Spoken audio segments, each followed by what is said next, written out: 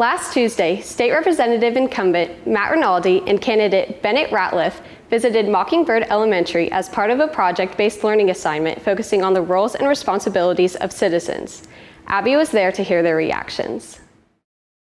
With federal and local elections right around the corner, candidates' campaigns are now in full swing.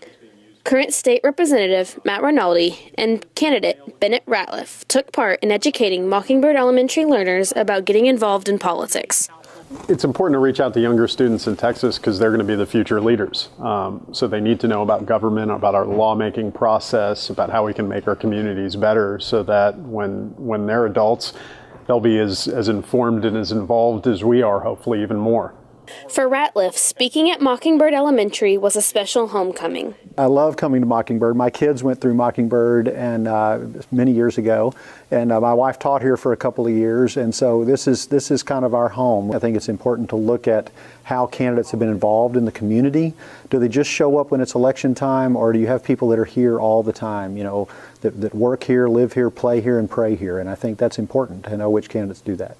Along with the speaking about the value of voting, the candidates also touched on the current state funding lawsuit and their plans for legislation. Abolishing Robin Hood was one of the priorities that I had coming into office. When I was on the campaign, I promised that the first bill I filed would be to eliminate Robin Hood.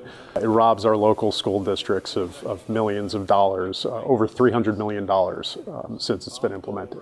I was one of the people that started that suit right here in Coppell, and we're hoping that the Supreme Court will rule this year and that we can overturn Robin Hood and find a better solution.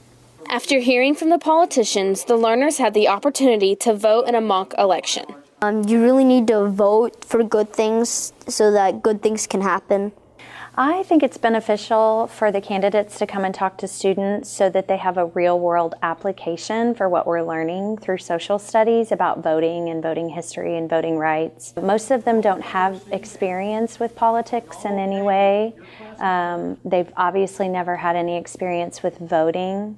So just hearing someone that's living it is priceless. For KCBY, I'm Abby Foster.